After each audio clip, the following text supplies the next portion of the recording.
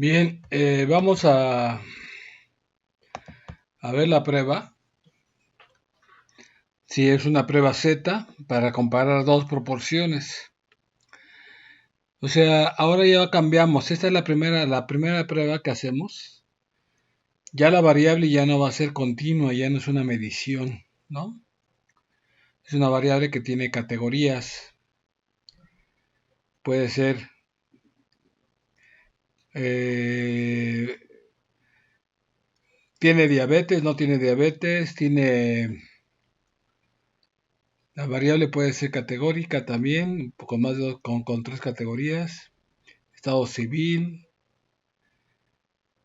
nivel de escolaridad, etcétera, ¿no? Pero nos vamos a centrar en una característica de interés. Nos interesa y particularmente de la característica de interés, como vamos a comparar es mediante la proporción. Ese es el parámetro a estimar ahora. El parámetro es la proporción. Entonces vamos a denominarlo, vamos a decir que P1 es la proporción en la población 1. Tenemos dos poblaciones y P sub 2 es la proporción que aparece en la población 2. Si denominamos por el tamaño de la población N1 y el tamaño de la población N2, de estos N1 vamos a suponer que M1 tienen característica de interés. O sea, si tenemos una población de 1000 personas y estamos viendo las personas que fuman, entonces si tenemos de esas 1000 tenemos 250 que fuman, serían 250 entre 1000, ¿no? Entonces M1 y M2 son los elementos que poseen la característica de interés. Bien, la hipótesis a contrastar es que las dos medias son iguales. La hipótesis alternativa es que las medias son diferentes. Entonces vamos a suponer que tenemos una muestra de tamaño N1 y una muestra de tamaño N2, tamaños de las muestras, y que de esas muestras, entonces M1 es los elementos de la muestra 1 que tienen las características de interés, y M2 son los elementos de la muestra que tienen la característica de interés. Todas las proporciones de las muestras se obtienen, son los estimadores puntuales, como P1 gorrito igual a M1 entre 1, y P sub 2 gorrito como M2 entre N2. Muy bien. Entonces, eso es lo que tenemos en las muestras. Aquí, como vamos a usar el teorema central del límite, vamos a pedir que se cumplan las siguientes condiciones. Que las dos muestras sean por lo menos mayores de 30. Pero además ahora vamos a pedir, como son proporciones, que las características de interés por lo menos haya 5 individuos en cada una de las muestras que poseen la característica de interés. Eso equivale también a decir n por P1 gorrito, porque P1 gorrito es n entre m, entonces se elimina, es lo mismo. N1 por P1 gorrito nos da M1. Y N2 por P2 gorrito me da M2, es lo mismo. Pero también la otra condición que se pide es que al menos haya 5 personas que no tengan en la muestra la característica de interés, y eso se logra mediante la resta de N1 menos M1 y N2 menos M2. Todo esto tiene que ser mayor que 5 y también equivale a esa condición, ¿no? Esas tres condiciones siempre se tienen que verificar antes de hacer cualquier cálculo.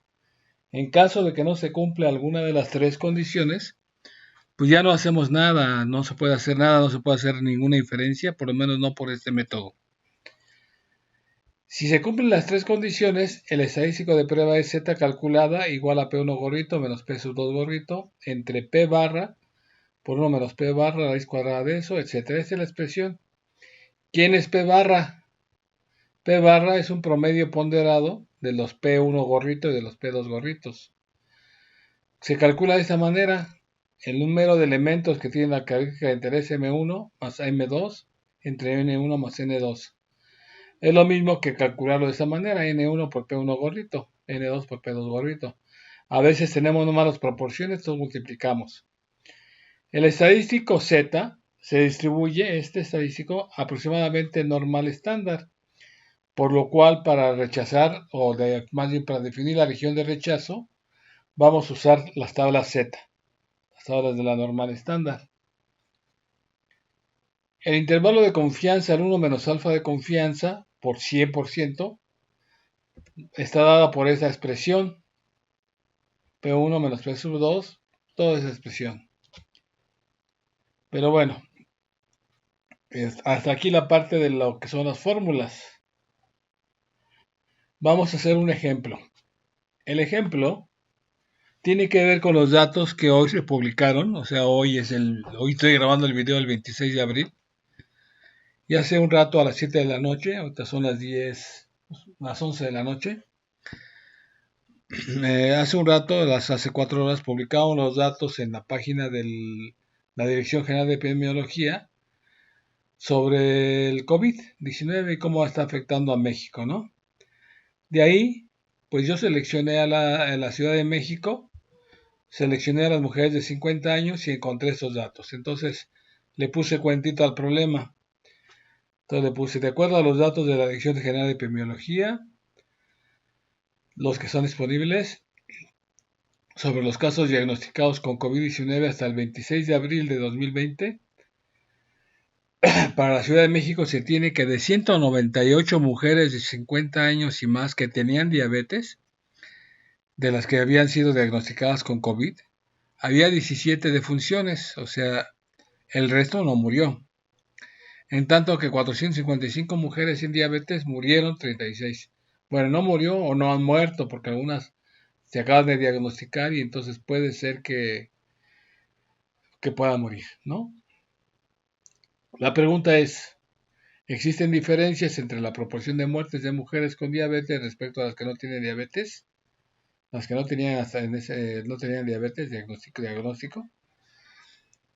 ¿Por qué hago esta pregunta? Porque a nivel general todo el tiempo en las conferencias de prensa están diciendo que los factores de riesgo para morir, para tener complicaciones debido a que si contraes el coronavirus, el COVID-19, son varios. Uno es la diabetes, la otra es la hipertensión, la obesidad, haber tenido episodios de asma, haber sido diagnosticado con asma y algunas otras que por el momento no recuerdo. Entonces por eso quiero ver esto y particularmente que ver qué pasa en el grupo de la Ciudad de México, en las mujeres de 50 años y más. Entonces, solución. Tenemos dos poblaciones a comparar, mujeres con diabetes, mujeres sin diabetes. Entonces vamos a llamar P1 a la proporción de muertes en mujeres con diabetes y P sub 2 a la proporción de muertes en mujeres. Ay, aquí me equivoqué. Aquí debe haber sido sin diabetes. Permítame corregirlo de una vez.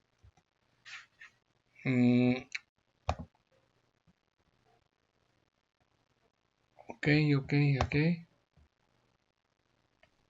Como nomás hice un copy-paste, estas son sin diabetes. Bueno, continuemos. Entonces, ahí están.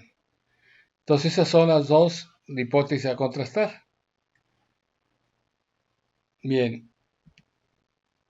Se cumplen las condiciones del teorema central del límite.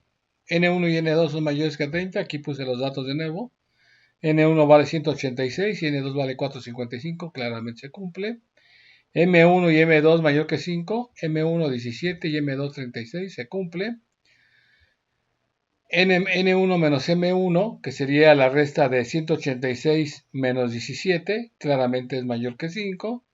Y el otro, 455 menos 36, también se cumple. Se cumplen las tres condiciones del teorema central del límite. Vamos a calcular el valor P barra, que viene aquí en la fórmula del estadístico de prueba. Entonces, P barra es M1 más M2 entre N1 más N2. Sustituyo los valores, 17, aquí es el 17, el 36, el 186 y el 455 en el denominador. Para hacer esta operación hay que poner un paréntesis aquí arriba y un paréntesis aquí abajo, porque si no, no nos va a salir este numerito. Entonces, yo voy a utilizar en la fórmula del estadístico de prueba el 1 menos P barra también. Entonces, si esto es P barra, 1 menos P barra, pues es el complemento, simplemente la resta. Y ahí está el valor menos 0.917.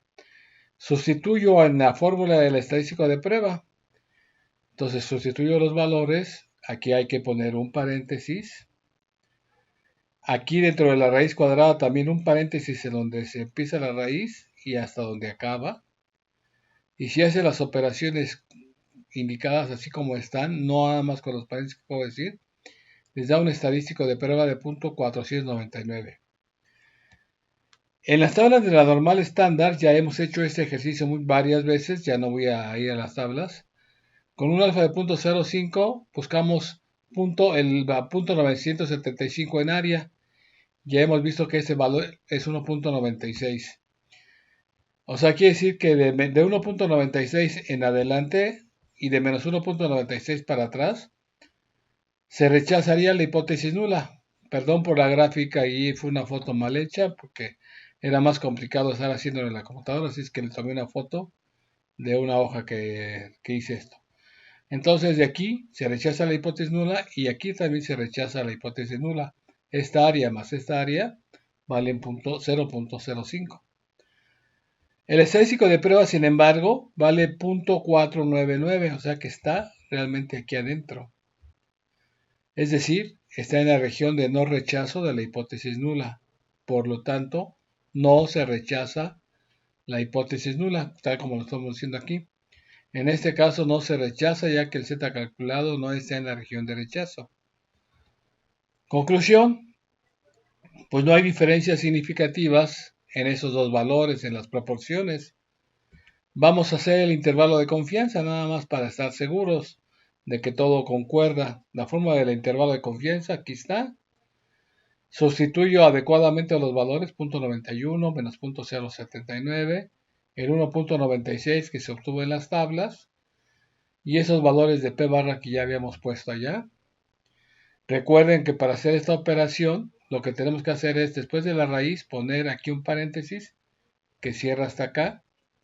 Si hacen las operaciones aquí adecuadas, les queda este intervalo de confianza. Primero con el menos les queda este valor y con el más les queda esto. Bueno, aquí lo importante es que vean que el intervalo contiene el valor 0. El intervalo contiene el valor 0. ¿Qué quiere decir eso? Pues que las proporciones, la diferencia de proporciones es probable que sea 0. Es decir, las proporciones no son significativamente diferentes. Misma conclusión que habíamos dicho con el contraste de hipótesis, con la prueba de hipótesis. Entonces ahora sí podemos concluir de manera tajante. La proporción de mujeres de 50 años y más que murieron por coronavirus y que estaban diagnosticadas con diabetes no es significativamente diferente respecto a la proporción de las que murieron y que no estaban diagnosticadas con diabetes. Y esa es la conclusión, no existieron diferencias significativas. Por lo menos en este grupo de 50 años y más de mujeres en la Ciudad de México, parecería ser que el tener diabetes no es un factor que vaya a incidir en la muerte de las personas o no está incidiendo, al menos con los datos que hasta el día de hoy se cuentan.